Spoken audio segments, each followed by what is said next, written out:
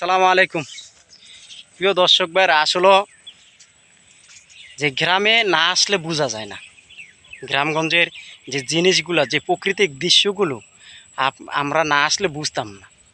গ্রামের এখন বর্তমানে বর্ষাকালটা আপনি দেখলে হয়তো বুঝতে পারবেন যে কি একটা প্রাকৃতিক দৃশ্য।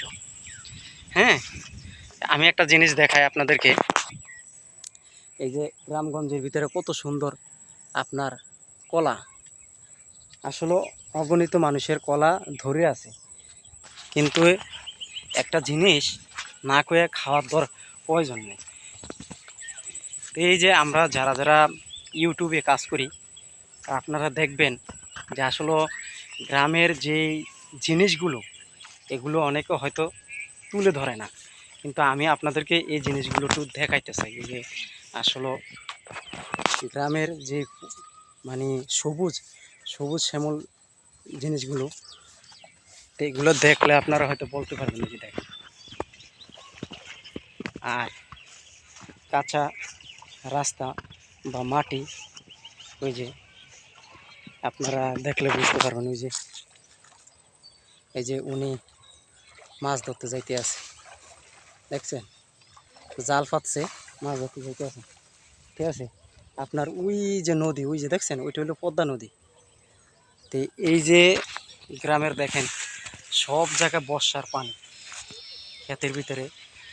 হ্যাঁ, এই গ্রামে আসলে বোঝা যায় যে আসলে গ্রামের মানুষ কত কষ্ট করে।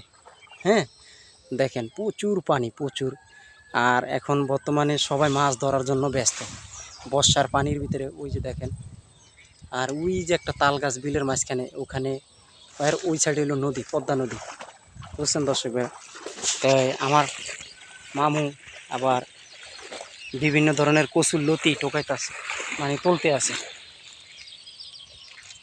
তো এই ভিডিওটা যদি ভালো লাগে, একে অপরকে দেখার সুযোগ করে দিবেন এবং আমার চ্যানেলটা সাবস্ক্রাইব করে দিবেন।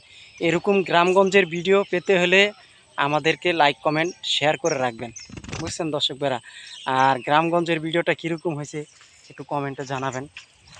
তো এই বিগত আমি 3 বছর পরে আর কি আসছি,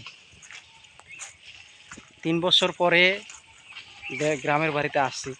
আসলেও আমি সহজে গ্রামের বাড়িতে আসি নাই, তারপর আমি আপনাদের মাঝে আইসা শেয়ার করলাম, বুঝছেন দর্শক ভাইরা। আসলে দেখেন কত সুন্দর পরিবেশ। আপনারা এই সব জায়গার ভিতরে যদি ভিডিও করেন, তাহলে আপনাদের ভিডিওগুলো নিশ্চিত ভাইরাল হবে। এবং যে যেখান থেকে আমার ইউটিউব চ্যানেলটা দেখবেন বা ফেসবুক দেখবেন, সবাই ফেসবুক হইলে ফলো দিয়ে রাখবেন, আর ইউটিউব দেখলে চ্যানেলটা সাবস্ক্রাইব করে রাখবেন।